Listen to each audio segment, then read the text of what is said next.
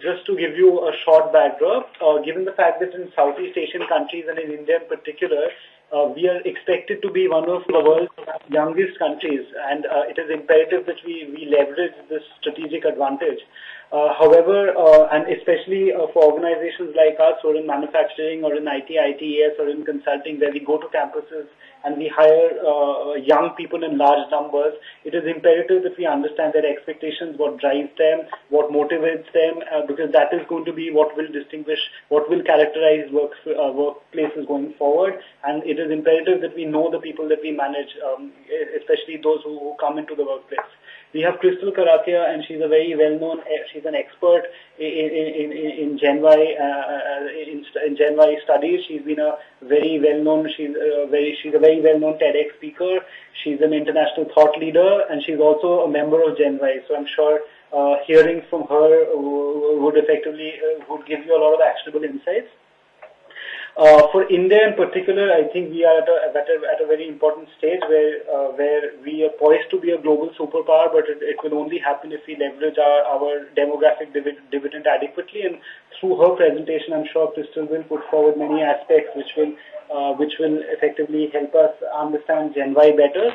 One of the challenges that we have, particularly in India, is we have Gen Y leading Gen X, and we have Gen Y leading Gen Y. And I'm sure Crystal will cover some of these aspects during her presentation. So I will make this very short and hand it back to the expert. So Crystal, back to you. So a little bit more about myself. My background is actually in chemical engineering. And so, like many millennials, I took a pretty interesting career path because I was pursuing what my passion was. So for me, I realized pretty early on at my career at Procter & Gamble that I had a passion for solving people problems versus machine problems. And it's fairly interesting because in a lot of more tenured generations, they probably took a very interesting path to get to learning and development. Oftentimes I hear of a lot of different stories. But for millennials, we tend to do this earlier and earlier on in our careers. And that's what you see with me. Now, when I was a training manager, I was in a very interesting situation because I had a direct report who was over 25 years older than me. In addition, most of my teammates were also over 20 years older than me, and we were designing programs for new hires. So this also happened to be the time that in the U.S., in the media, there became a lot of buzz around this idea of millennials and Generation Y and who are these millennials. And oftentimes there was a lot of sharing of just characteristics that I wasn't seeing in practice. So I started doing a lot of speaking on this topic. This is a very topic, near and dear to my heart because I felt like there was a lot of things that were being put out there that weren't really accurate. And I wanted to help people understand the real drivers. So, as Gaurav has mentioned, I've done a lot of speaking engagements. I'm also a Huffington Post blogger, a 2-time TEDx speaker, and I co-authored a book recently called Your Career. And I eventually left P&G to start my own consulting company called Invadi Consulting.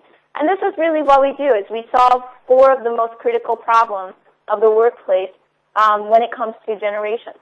We do a lot of speaking engagements like this to grow awareness and to build education about millennials and as well as all the generations. We have 2 consulting solutions around attracting talent as well as engaging millennials. And then thirdly, we focus on training, and that's really around day-to-day employee skills. And we'll talk a little bit more about that later. So quick reflection for you. When you think about your organization, is your organization millennial ready? Yes? No? What does it mean to be millennial ready? Well, here's what we'll be covering today. We're first going to build your understanding of generational science. We're then going to shift your perspective of the millennial generation. And this is no matter where you are at on the spectrum of the perspective. So in the U.S., oftentimes I'll walk into a workplace And there is a very strong perception that millennials are lazy and entitled and a lot of the things that they've heard in the media. Now, whether your perspective is that far or if you're in another place, we find that it's really important to talk about the true drivers behind this generation globally. And then lastly, we'll talk about tactics for working with millennials. So, as most of you probably know, before you can create a millennial-ready workplace or decide on a strategy, you must understand where all of this is coming from. So we're going to start with building your understanding of generational science. Is it a fad? This was a question I asked myself very many times in these last 4 years. Is it a fad? Since the word millennials has come onto the social media, where we see all of these different articles, where today millennials is searched over 250,000 times per month on Google. Is it a fad? Is this just a passing trend, or is there something real here that we need to pay attention to and understand? Well, before we answer that question, let's learn a little bit more about generation. What is a generation? It's not simply just the terminology boomers or Gen Xers or however you describe your generation. It's not simply the terminology. It has a scientific definition, and that is a group of people that's born in the same date range that share cultural experiences, specifically during their formative years. So what that means is between ages of 0 and 15 or 0 and 20, there's a lot of experiences we go through as humans that during our neurological development. During that time, that's when we're developing a lot of our attitudes and beliefs and values. And so scientists say that because during those years a group of people shared cultural experiences, we can draw some sort of conclusion on their attitudes and beliefs as they approach work and life. So inherently in that definition, what you can tell is that generations around the globe are not necessarily going to be defined the same, because every country goes through different events. So it's very important when you're looking at creating a millennial-ready workplace that you understand the current generations that are in the workplace and what that means for you specifically. Generational science is also based on the science of demography. And demography is the study of populations and population growth over time. And what it allows is for us to observe generations. When you look at the science of demography, you see these population pyramids. And these population pyramids are generated for every country. It's based on the census. And what you see there is on the x-axis, you see male and female population in millions. And on the y-axis, you see different age ranges. And the science of demography tells us a lot about the movement of a generation over time. So it tells us about the size of a generation. It tells us about the impact of birth rate and death rate and allows us to have some prediction about the future. It allows us to predict things like how many moms do we expect in the future? How many mothers? How many people can we expect will be possibly taking maternity leave? These sorts of questions. It tells us how many young people will be joining the workforce in the near future. It tells us how many older people will be retiring sooner and what could be the possible rate of that retirement. So, for example, a very good example is the case of Nigeria, because they have a very dramatic population pyramid today. And that pyramid is very wide in the base, which means that in this case, half of Nigeria's population is under the age of 25. So that's a really big deal. For HR leaders in Nigeria, they must be very aware of what the younger population is going through and what degrees they're choosing to follow, for example, in college. and look at how events are shaping their expectations. Because in Nigeria's case, they can actually have a insight into the future and start planning ahead for when this group joins the workforce. When you look at India's population pyramid, or population graph, it's similar in a way that you have a wide base. But in India's case, it's also much more gradual of a change. So you can see that there's potentially people retiring, but there's plenty of younger people who are coming up to fill those ranks. So it's sort of a very common type of generation transition. There's generations going out, there's generations going in, and they're getting bigger and bigger, but gradually. However, when you look at Japan or the U.S., what you see with Japan is a very dramatic shift as well. What you often hear in media with Japan is they have a shrinking population. This is why you hear that, because when you look at their population over time and the ages over time and the current population, what you can see is two big problems here. They have a tenured workforce that will be retiring, and they have a younger population that may have to support a much higher volume of retirees. So for every one young person, financially, they may be supporting 2, maybe 3 boomers or retirees. So that's a very big difference from an HR benefits standpoint. From a talent standpoint, their talent pool is shrinking.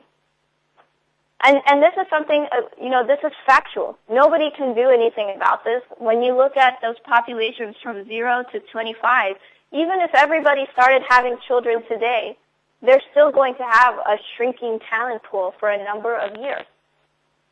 So the study of demographics is very important. So what are some more reasons of why this is such an important time today? I mentioned that generations are going out of the workforce. They're also coming in. And this has, of course, happened since the beginning of time, right? We've always had older generations. We've always had newer generations. Why is this so special today? Well, I'll use the U.S. as an example in this case. When you look at the numbers for the U.S. demographic shift, there's 80 million boomers, that is, folks who are born between 1945 and 1965, and there's quite a few Gen Xers, but not nearly as many boomers. So there's 40 million Gen Xers, and there's 80 million millennials in the population. So in the case for U.S., it's very clear that there's not enough Gen Xers to fill the spots left by the boomers. And so this is very important. This is posing an HR challenge as well. And this is why in the U.S. and in many other countries, we focus a lot on demographic shift today. Because there's two big challenges for HR. One is that we must accelerate the development of millennials.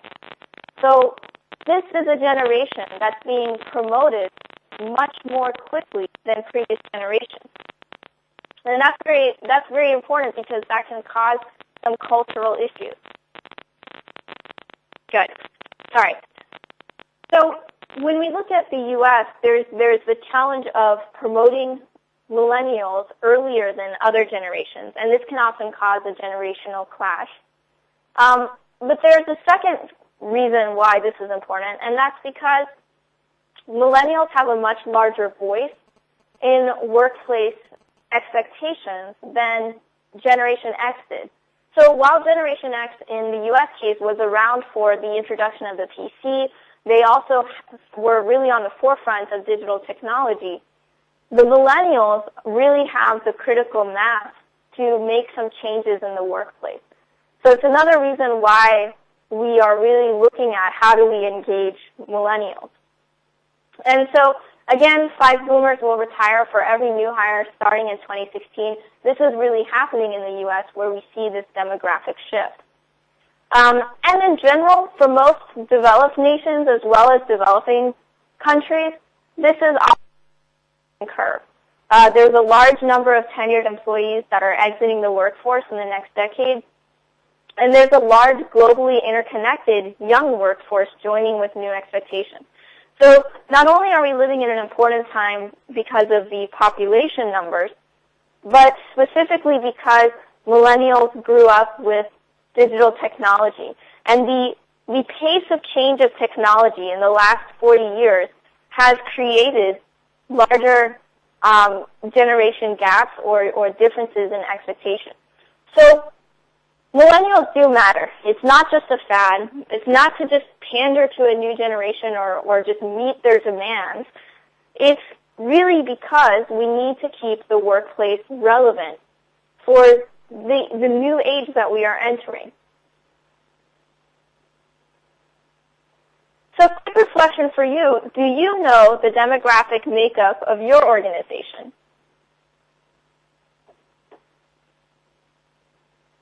And, you know, this is, even if you don't know the exact figures, intuitively, do you feel like your organization is more highly tenured, younger? Is it a pretty broad mix? And this is very different from industry to industry, we found in our research. So it's an important thing to look at. And a lot of times it's important to look at what is the demographic makeup of your organization and compare that to that population pyramid in your country. And that's also very helpful.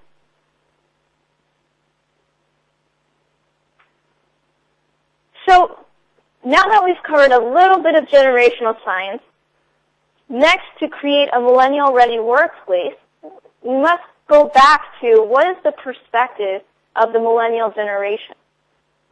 Before we can design a workplace that they will be comfortable in or engaged in or understand what this new age is, we really need to look at the drivers behind the millennial generation and some of those formative events. But before we do that, I want to take you on a journey of perhaps what life was like for you growing up. So I'm going to share some images, and I just want you to kind of quietly reflect on how these events affected your values and your beliefs about work and life. So I'll start with the Indian independence. This was 1947.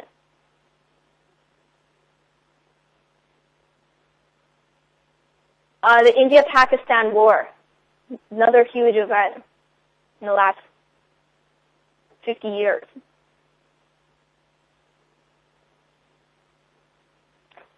The introduction of television and the rise of Bollywood, huge cultural influence.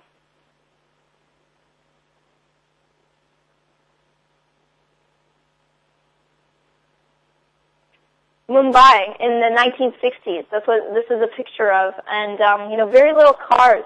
It looks very different. So my mom used to tell me a story of when she was growing up in Mumbai, because my heritage is also Indian, and she used to tell me how there would be one television in her flat, like not in her flat, but in a neighbor's flat, and when she was young, a movie would come on or a show would come on, and everyone would gather in this neighbor's flat. Everybody on the floor or in the building would gather in that neighbor's flat. And it was like being in a really tiny movie theater. So, when I think about those events that impacted my mother and how that's influenced her today, similarly, there's events that have impacted millennials growing up. And in the millennials case, a lot of these events are global, whereas in previous generations, there was a much greater distance between events in different countries. So imagine for a minute growing up as a millennial. Global recession is a very big thing that has impacted this generation, and this is much more in recent years.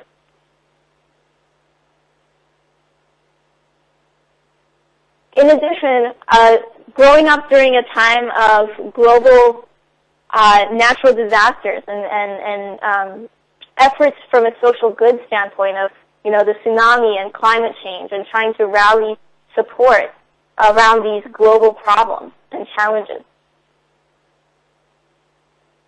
And we really have a window today into what's going on with other countries because of the internet and social media.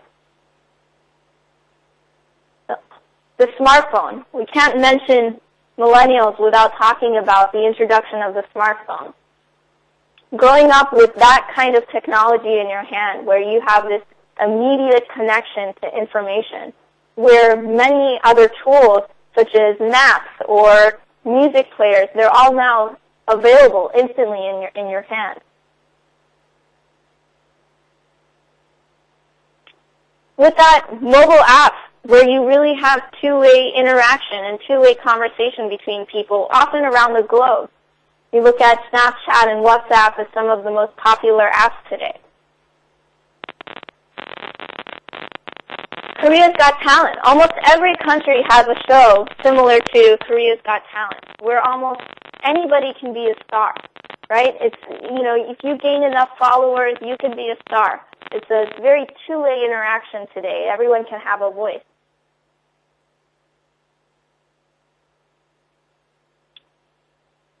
And then lastly, the rise of the freelance economy. So the ability to really work from anywhere on your computer. So when you think about how millennials grew up, growing up with internet and social media has vastly changed expectations and behaviors. And the internet in general obviously has changed society at large. It's really made the world a much smaller place. We've had much more globalization. And so there's much more transparency of other countries and companies, whereas in previous generations, there was sort of you can be behind the curtain and no one will know what's going on. In today's world, you can often just Google a company and understand their image and understand previous employees' experience.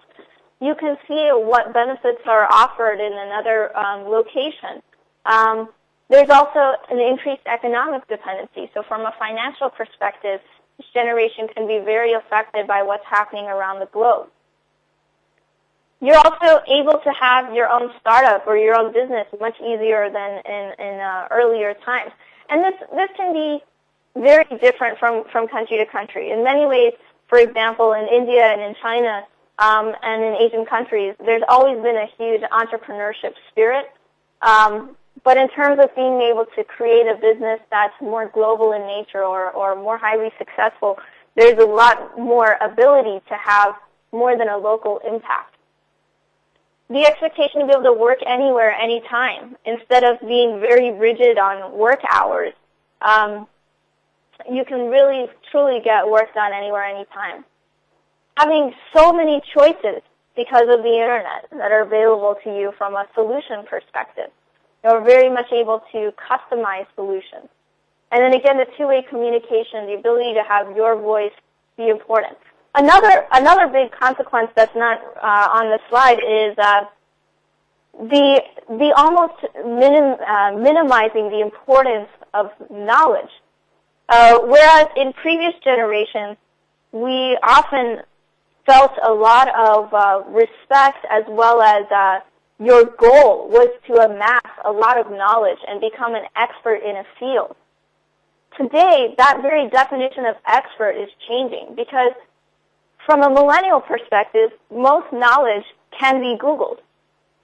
Or you can teach yourself something on YouTube. So a lot of the rote skills or the rote knowledge, when it's so readily available to you and it's so searchable and it's so housed, your goal shifts from housing all of this knowledge inside of one person. Why would you bother doing that when you know that there's too much knowledge for one person to contain anyway, and it's on the internet? I can search it. So instead, the experience really starts to matter for millennials, and we'll talk a little bit more about that.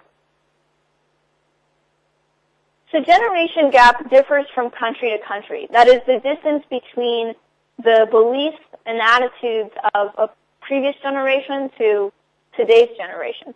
In the U.S., this arrow may represent the gap between boomer beliefs and millennial beliefs. in your country, that gap may be greater.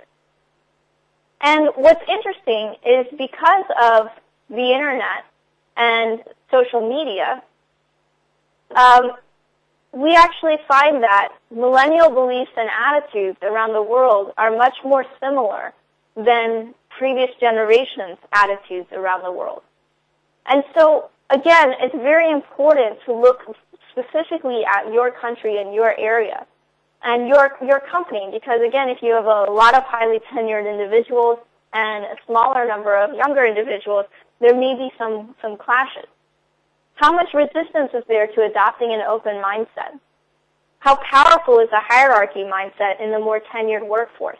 These are specific questions to ask because of today's millennial generation and their expectations and beliefs. And how drastic have the changes been from one generation to the next? That's a very important question because that will somewhat describe for you what the generation gap is. How large is that generation gap? Because in some countries, we may have been playing, so to speak, catch-up on technologies. And so, the Industrial Revolution happened in the U.S. a little bit earlier, and for many other countries, it's happening all at once in the last few decades. So that can be a very big change from one generation to the next. And so ultimately, when you're looking at that generation gap, I like to use the analogy of when the phone was invented to the smartphone. When you think about the phone being invented, for sure, there was a grandmother somewhere saying, why are you using this black device to talk to somebody? Why don't you just go and walk, physically walk, and go call on your neighbor? And that's what it used to be called, is calling on your neighbor.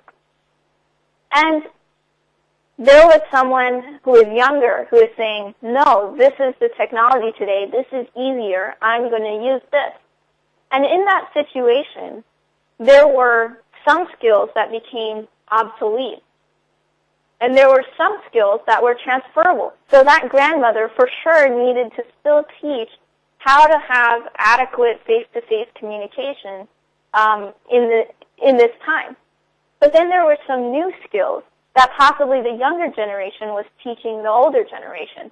And that's the same thing today with the smartphone and in general with the digital age. And for any kind of skill, that's what we need to think about as organizations and as talent development professionals. What are some concepts or cultural traits or skills or capabilities that are becoming obsolete that maybe by letting go of, we can actually move forward in a better way? What are things that we want to bring forward and teach the younger generation that we're going to possibly lose if we're not careful? A good example of a skill like that is the ability to have a long attention span and focus. Patients today, they don't know what they don't know. And they may never have experienced a time where they were just focusing on one task for an hour or 2 hours or whatnot. They may never have lived a life without distraction. So as a generation that remembers what that's like, you can teach that younger generation that, hey, really, your attention span really isn't that long. And you can actually have a very focused time, but you need to create that right environment. So there are some skills that you can bring forward. And that's important to think about your organization and figure out, well, what are those skills? What are those cultural traits or skills that we want to bring forward? And then lastly, it's important to think about what capabilities do you really need to infuse from the newer generation. How long do you really want it to be for your organization to learn how to use the telephone? The faster they learn the new technologies or the new ways of thinking, the more agile you are as an organization. So in this last stretch, now that we've talked about generational science and we've talked about where millennials are coming from and how they maybe differ in their workplace expectations, what can you really do? So let's talk about some of the strategies and challenges. So when we look at an organizational level, the challenges that are happening with millennials is often related to retention, it's often related to recruiting, and again, it's often related to leadership development. How does that cascade into the individual level? Well, to engage and retain millennials and to attract millennials and to develop millennials, we often need to build a culture of collaboration. We need to focus on our everyday communication. We need to look at how we have career conversations. And then lastly, focusing on leadership transparency is very important. And there are some other challenges from an individual level and an organizational level that exist. I've chosen these particular 4 to focus on for this presentation. So there's many more, and there may be ones that are unique to your organization. So if you're a manager or a leader, one of the important things with millennials is to cultivate transparency. Now remember, again, this is a generation that's growing up with the internet where they're able to search and Google and learn a lot about an organization, perhaps before they even join. So if they then join that organization and it suddenly seems very black box and very mysterious, that becomes a factor of disengagement. So cultivating transparency is really important. And when we think about in previous generations what it meant to have a role model, what it meant to be a leader, it meant having a respectable distance between the leader and the employee. It meant pursuing respect from employees through title. It meant having an air of mystery and polish that only come with time. My way or the highway. If you follow these same rules that I've learned, then you'll be successful as well. Today, when you look at millennials and how they're defining being a role model, it means being relatable. It means pursuing respect through sharing your experience. That means experience that's both failures and successes. So really being relatable and humanizing your experience. Welcoming feedback and discussion. Being a coach and a guide rather than an omniscient know-it-all sage. These are some of the really important characteristics of a role model today. And this is further affirmed by a lot of the research. When you look at around the world what millennials respect, almost every country comes back and says that title is the least thing that they respect, and experience is certainly more than title. Millennials, when asked about their ideal relationship with their boss, globally, the most common word used is friend. So for leaders, what's important is to really be relatable and have a blog or some kind of personalized way to communicate with a broader organization. And then not only communicate one way to the organization, but invite two-way communication and welcome feedback. So whether that's during town hall meetings or if that is a newsletter experience, making sure to ask for feedback is very important. And following through with that, no matter who's the one providing the feedback, making sure to provide some kind of response.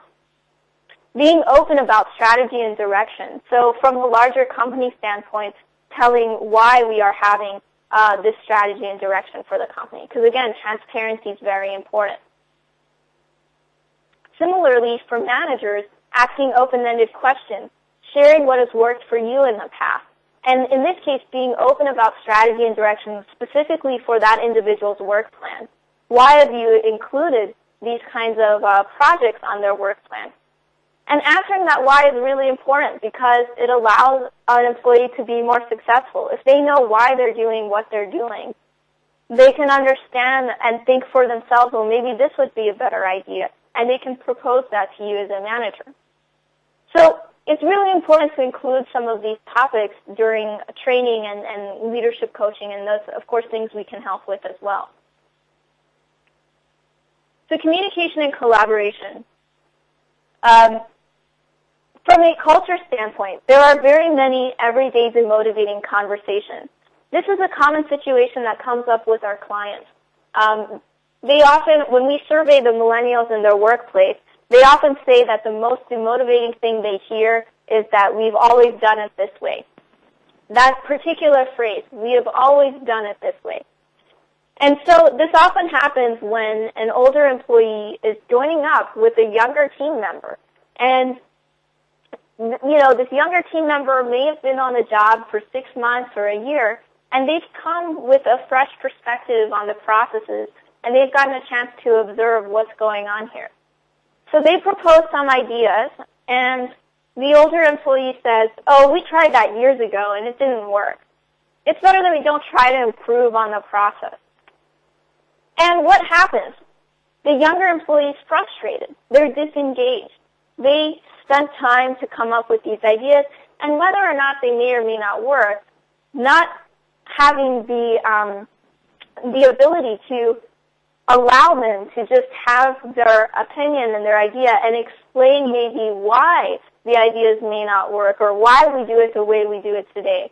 And respectfully considering the idea is very important. So what are some of the things to teach from a day-to-day standpoint when you're building a culture of collaboration? Mutual respect. We all have something to offer no matter our years of experience. Again, a lot of times a more tenured workforce is thinking, oh, I've amassed all of this knowledge. And the gap is that millennials are thinking, well, I can Google your knowledge. And that's very hard to hear. But the years of experience really plays a part in situational leadership. And both parties can bring something to the table. Oftentimes, millennials are learning something very rapidly because they have this experience in learning things rapidly. And oftentimes, an older generation knows a lot more about, for example, the social interactions that are needed to make a project happen. So having mutual respect is very important. Setting common goals. Instead of thinking about, well, they're bringing this idea, I'm bringing this idea, think about how those ideas build and work together to accomplish the common goal. And then active listening to truly understand what this younger employee is saying, not just waiting for your turn to speak or advise. Maybe there is more you can offer to the discussion if you are listening and using some of the words they're using in your advice to them. So how do you build this culture of collaboration? For us, we've worked with many clients with a training that we developed called Generation University. It's a virtual program that has 4 different courses, and just wanted to walk you through a case study we did with a client. So before we began the training, there were very many perceptions of millennials and perceptions of boomers. We did a survey, and these were some of the things we found as the perceptions.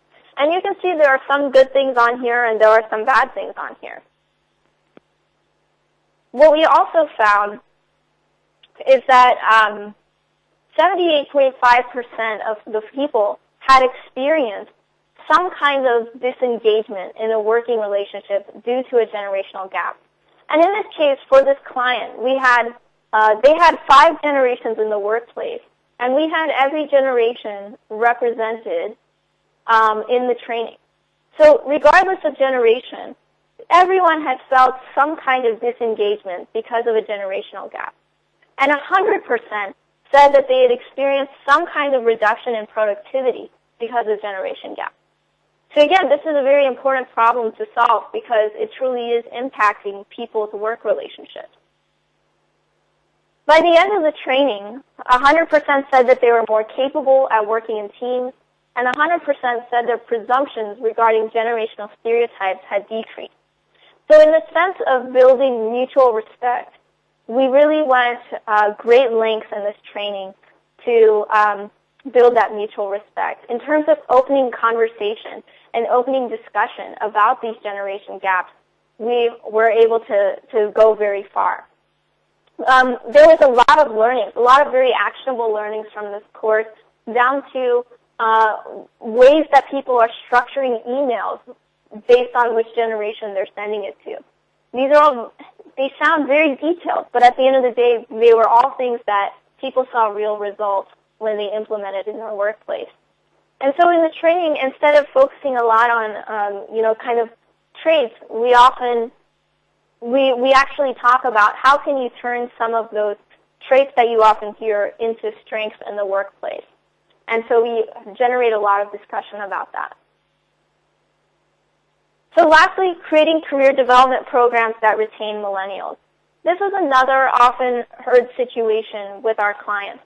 We have people who have hired a new person, and within 6 months, they ask for something like a promotion or a raise or a more challenging role or a more challenging project. And the manager will reply that, hey, it took me years to get to this place. It's going to take you a long time, too. You just need to put in the time. Again, this is very demotivating. You have someone who's very ambitious. You have somebody who's trying to take initiative. And instead, what you tell them is, there's no point in having initiative. This is useless for you to have initiative. That's essentially what the message is you're sending back to this new hire. Instead, explaining more about what does the next level look like, that is more useful. Explaining what the career development progression looks like in the company and why it takes the amount of time it takes. What kind of experiences are they missing? Understanding more about their career goals and asking them questions. Well, how do you feel that you're prepared for the next role? Asking those sorts of open-ended questions can generate a lot more useful discussion than automatically diffusing that motivation. So a good example of a clear career path program is the work they're doing at BOEING. So BOEING has a very clear career and skill development program. For new hires, they start out and they have a 2-year rotational program that's available across the board in many functions, IT, HR, engineering, and business. They also have a continuous learning together program. After 1 year with the company, they actually will pay for college tuition for an advanced degree, and it doesn't have to relate to their current role. What BOEING has found by having this kind of program is not only are more people engaged and stay, but they actually gain different positions in the company as a result. They learn new skills that are transferable. It opens up new career opportunities for them. And then lastly, they have a Rising Leaders program with the BOEING Leadership Center. So after you've progressed in your career a little bit, and everyone knows this, when you start out from the beginning, if you stay for a number of years and you show promise as a leader, thousands attend and learn from senior leaders at the BOEING Leadership Center, and that opens up a lot of doors for promotion and the next level. And if you're interested in reaching that leadership level, that's their program. So not only do they have clarity at the broad organizational level, which is really where you need to start, but because of that clarity, they have that clarity on the management level. And so any manager is able to speak to these programs and explain the opportunities that are available to anyone who asks these questions. And not only that, they actually provide this clarity during recruiting and onboarding. So this is actually widely available on the career website, and it attracts talent. So, I encourage you to think about your career and skill development programs, because that's an area where millennials are really passionate. They're really looking at how can I grow with this company. And if they find at all that the answer is I cannot grow with this company, they are more apt to leave. So for retention and engagement and attracting millennials, having a proper career and skill development program is very important. So thank you so much again for having me. Sure. Thank you, Crystal. The pleasure was all ours. And I think given paucity of time, you were kind enough to possibly repeat a large part of the webinar, even though we got disconnected. I think we'll be able to take about 4 or 5 questions. Is that all right with you? Yes, that's fine. That's fine. So, Crystal, I actually have a very interesting question, and this has come up from different people through the course of the webinar, so I'm trying to integrate it. So, for example, I have Malini asking this, and she talks about how we are talking about readying the organizations across the world to meet the expectations of millennials, But won't their expectations change over the years as they progress through the employee life cycle and technology and exogenous factors around them change?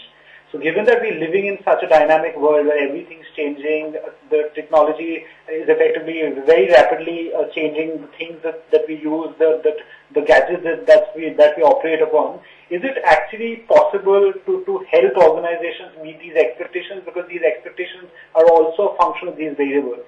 For example, if I look at myself, I remember when I was in school, possibly no one in class had a mobile phone. When we graduated from college, everyone had a smartphone, and especially in countries like India, this is the steep evolution of technology that we're experiencing. How do you think, how do you address such challenges? Yeah, absolutely. And I think, first of all, this is a very good point that we weren't able to cover with the length of time. But one big fallacy or mistake organizations make when they look at generations and making changes for generations is not considering age. So a lot of times, as as any person ages through their careers, their expectations change. You know, maybe now they're starting a family and priorities have shifted. So of course, you know, that is all there. With the rapid pace of technology change, one of the things that I've done is also talk often to technology companies of what they see as the next evolution in technology. And at this point, not to say by any means that we've reached a major plateau, but the big step change in technology was this digital revolution. And that revolution is going to, you know, continue to evolve, but from a technology company perspective, they're expecting that that pace of change in terms of the internet and social media and the smartphones, those were some major things that happened in this generation that we can count on will create some of these lasting expectations. So the expectation for immediacy, for example, that's something that we can count on. It's something that this generation will always be used to and expect. And for knowledge and training, we'll expect that we can immediately learn and find knowledge within an organization. So it's important to look at which of these trends are truly long-lasting. And so there are definitely trends that are in that category of long-lasting. And of course, there are going to continue to be evolutions as we move forward. And that's why it's so important to stay so firmly in touch with your millennial population. And furthermore, the population coming from behind them. So in this case, in our case, we call it Generation Z. So people who are 20 years old and younger. For them, mobile is definitely a way of life. And so staying in touch with that trend is very important. Sure. So I actually have a related question from Anita, and the reason why I thought I'd put this first is because I think it links back to the question that I asked you a couple of minutes back. So Anita says that, and I quote, you said that there are differences in generations across all generations, but I didn't understand why the millennial generation in particular is getting so much attention. Is it because technology is exacerbating the differences, or are there more or is there more that meets the eye? Yeah, so first of all, there's one very superficial reason why millennials are getting so much attention, and that is because of the internet and social media, right? These tools didn't exist for a previous generation. So of course, every generation used to complain about the next generation, and it was out there, but it was never out there on such a global mass scale, and it wasn't so, there weren't so many places where we could hear about the generation. So there's a very superficial reason of why we're focusing so heavily on millennials. And that's why the is it a fad is such an important question. But there is a reality, and the reality is, again, when you look at the pace of technological change over time, one example is when we went from hunters and gatherers to farmers, that change in human evolution took thousands of years. But the changes that have occurred, the changes since then that have occurred have happened in shorter and shorter time periods. So Industrial Revolution happened, and there was time for that change to get settled in. Whereas in this last 40 to 50 years, we've experienced many technological changes in shorter and shorter time spans. And particularly this one that's come up with the digital revolution in this last 40 years. So in this case, it's just that pace is happening much faster, and so we have generations in the workplace that have experienced vastly different things in their formative years. Whereas in the past, we weren't experiencing such vast differences in how we do work, how we live life. Absolutely. In fact, Crystal, if I may step in and add a particular point, I think it's for countries in Asia, for India in particular, and given the fact that the lion's share of our population is Gen Y, or the lion's share of our population are people who were born after 1980, I think it becomes a strategic imperative for every organization, because if 60% of, and I have research in front of me, it is as in research in India says that around 60% of high potentials are people who were born after 1980. So if you have to manage their expectations, and it's also very difficult because, as you rightly said, because in the last 5 years or so, the evolution of technology has been so rapid that a lot of things which the previous generations took for granted has absolutely changed. For example, the way we communicate, the way we reach out to other people, the standards of communication. So I think that makes this transition even more important, which is why I believe a lot of organizations across the world have made this such a priority, and I think you'll agree with me. Yeah, absolutely. And then when you go back to these population charts, with India specifically, you can see that, again, there's a much larger, younger population. It's still a larger population. So those folks are definitely going to have a say in how the workplace is shaped. Today in the U.S., already 30% of managers are millennials. Absolutely. So, these are people who are already leading others. Absolutely. And certainly their expectations. Absolutely. And I think another interesting data point which ties back to what you're saying is by 2040, I believe, the trends are supposed to reverse. So, for example, Africa will have the youngest population. It is expected that Asia, India in particular, and Southeast Asia will have a very young population by 2020 or 2025. But Africa will have the world's youngest population possibly by 2040. So it is imperative the Southeast Asian nations leverage on this, and Southeast Asian nations use this as a strategic differentiator. I think that is something that you expressed, and I absolutely agree with you. Crystal, I actually have a particular question that I want to ask you, and this is something which has come up from many participants, and many of them have referred to their own organizational challenges, which are very specific, which is why I'm not bringing it up to you. But the recurring thing which has come up in a lot of questions that I've received is, even though organizations are spending a lot of resources in helping Gen Y understand company policies and understand the expectations from them, because the world over, I think job content has emerged as the most important motivating factor, not compensation. That's also a very interesting trend. But a lot of people seem to be asking this question, that when we induct Gen Y or when we hire Gen Y, we immediately hire them, we give them fast-track careers and promotions, and we move them into a middle management level, as a result of which we often have Gen Y leading, as in boomers or Gen X, which is a difficult transition, as you yourself mentioned from your own experiences. But a lot of times we have Gen Y handling or leading other Gen Y. So, for example, you might have someone from a premiered institute who's managing another Gen Y who might not be from a premiered institute, and yet both of them might have joined in the same year, or both of them might have the same years of experience, and they might be in the same function. How do you handle such transitions? Because research says that Gen Y, most people in Gen Y make career choices from friends or people in the workplace. And if you have someone who's your leader or your manager who's the same age profile as you are, but who is leading you, or who's possibly on a different level of compensation or on a different management grade, don't you think it affects your equation with the organization? So, what are three takeaways that you would like to give to Gen Y who are leading other Gen Y, and how would you help organizations manage this transition? Yeah, absolutely. Really good question. First of all, there's definitely, anytime there's a new manager, regardless of generation, they learn the skill of, well, now you're somewhat set apart from your peers. And every new manager has a challenge making this transition.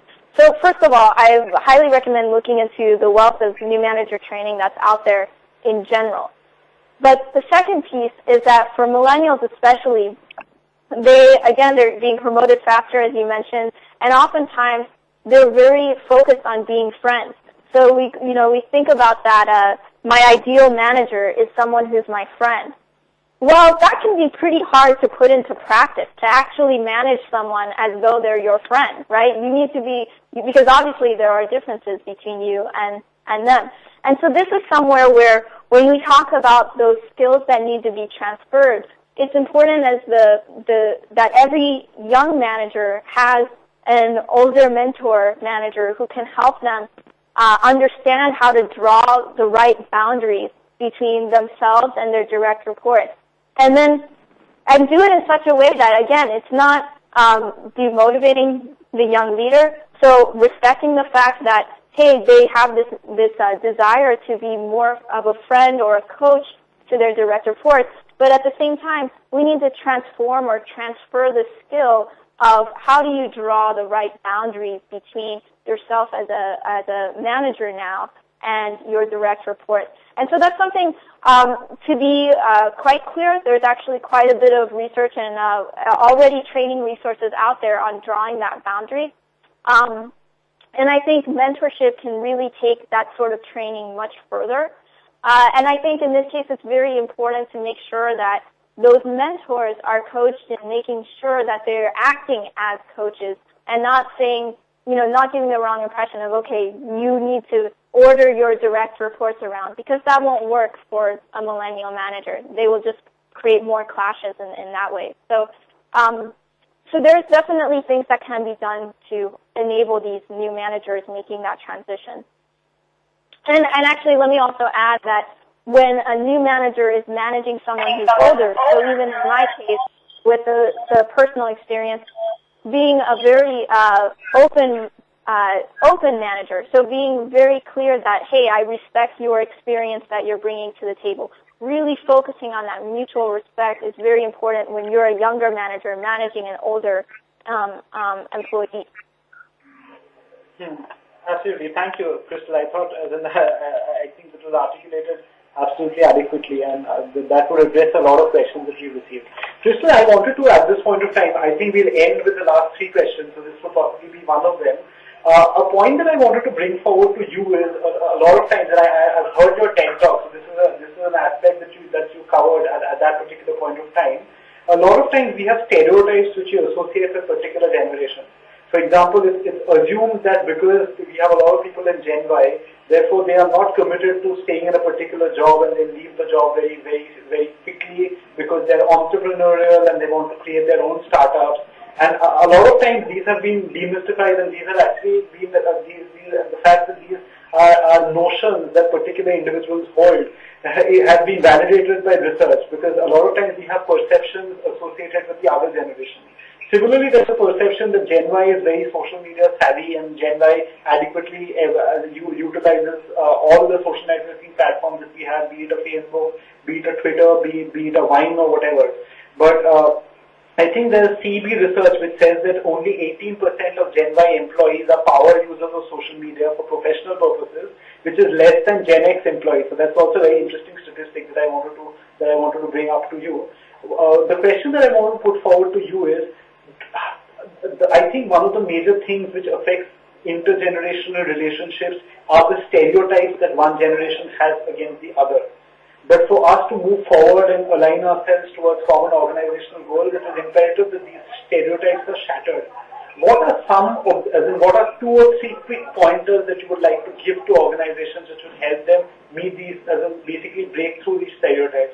So for case in point, as you mentioned, if someone was in Gen X or someone was a boomer, the person would have possibly, in manufacturing companies in particular, would have grown very slowly. Possibly a lot of them have tapered off at an assistant general manager level or at a general manager level, which 20 years back was a very, very, very prominent and a very big post. But now you have people who are joining in as associate vice presidents, and within 5 years or 6 years they're becoming vice presidents. So how do you manage, and which is leading to a lot of acrimony between generations, because the older generations believe that the new generations have everything on a platter, and they've had to put in 20 years of their lives to reach such positions. So how would you what are things you would possibly, and this is more from an Indian perspective, because in the early years post-independence, most of the industrialized sectors within India were under government control. Therefore, because it was heavily monitored, and then if you look at post-liberalization, a lot of industries that we focused on were also manufacturing companies. Therefore, possibly between 1990 to 2000, a lot of, you didn't have a lot of fast-track career options, and you had a lot of people who would taper off at a general manager level or at an assistant general manager level. So how do you help organizations address this, and how do you help organizations manage between different segments of employees who have stereotypes against each other? Mm-hmm. So, unfortunately, I wish there was an easy answer that you could just apply across the organization, but there really isn't. It really comes down to those day-to-day conversations, and the best way to work on creating that common understanding is by having some kind of training around embracing multi-generational diversity. For a lot of people, just seeing these figures that, hey, this younger generation is going to be promoted before me. There's nothing I can do about it. It's the need, it's the way that our country is growing. A lot of times that can help. But a second thing besides having this training on a person-to-person level and having those kinds of discussions, the second thing that can help a lot also is recognition programs. So making sure that you're valuing each employee or each generation of employee in the way that they like to be recognized. So one thing we certainly don't want to do is, even though millennials walking in today may not necessarily respect the 20 years of time it took to get to that position, as a company, we should still be valuing the hard work that somebody has put in to get to that position. And that might look different, like a different award, than how you might award someone who's rising quickly through the ranks. And so maybe the focus area for someone who's been there for a very long time is the years of experience type of recognition program or award. But maybe for the millennial who's rising through the ranks, instead of rewarding how quickly they're rising through the ranks, maybe rewarding the type of work they're doing is more important. Right. So, Christy, I actually have a question which links back to the one that I put forward. And post this, I think we'll just take two more questions and we'll sign off. I have Abhijit who has a very interesting question, and that ties back to a lot of to possibly what I put forward to you a couple of minutes back. I think, and you mentioned it as well, that when Gen Y enters the workforce, while they want support in terms of coaching, and they want handholding in terms of they want to know what the job role is and what the job content is, and the fact that this is so important, they want people, they want their managers and they want their reviewers to be experts so that they can learn from them, which is what links back to, and that links back to their expectations on job content and why they want meaningful work. Now the point is, given the fact that you have Gen Y leading Gen Y, do you think this actually causes acrimony in relationships? Because if I have someone who's my age who's leading me, I might not necessarily view that person as an expert. And I think research has also shown that what Gen Y wants is meaningful job opportunities and meaningful job content, which is also a function of leadership. And they want experts to be their leaders. Yet a lot of times they're led by people of their own age, who possibly with the same tenure or the same years of experience, whom they might not perceive as an expert because they have the same years of experience, if you know what I mean. I know it's going back to an earlier question, but I think this is something which was an interesting aspect. Sure. And I wanted to seek your perspectives on this. So I think, again, going back to the transparency piece, encouraging all managers to be transparent. So there must be a reason why this millennial was promoted in the same years of experience. There must be some level of projects they received, or for some reason they felt that they were a good candidate. And, even though we often in previous years, we don't share why somebody is promoted or in such a way, or managers don't openly talk about that, in this case, when you're trying to build a relationship with another millennial and you need to gain their respect, the only way to really do that is through sharing that experience. and the reasons of why that they were promoted and what is it that they did differently, and to offer it as very much of another way to coach somebody. That, hey, here's how I got to this level. If you want to get here, kind of here's how I did it. And, this question often comes up because, for example, here in the U.S., if I want to get my income taxes done, I'm much more likely I'm going to trust a tax preparer who is, probably my mom's age versus someone who's my age, right? And that's just kind of the natural bias we all have. But it may be that someone is given a chance to prove themselves. So a millennial may need to prove themselves once or twice, but then once they do that with excellence, other people will realize, okay, this is why they got in that position. Absolutely. In fact, at this particular point of time, I have some interesting research to share. I think there's research which shows that in India, 7 out of the top 10 preferences for joining an employer are common across generations. So it appears that, especially in India, what Gen Y wants is not particularly different from what Gen X or preceding generations wanted. And I think that's a very interesting data point, and that links back to what Crystal was saying. Can I have your views on this, Crystal?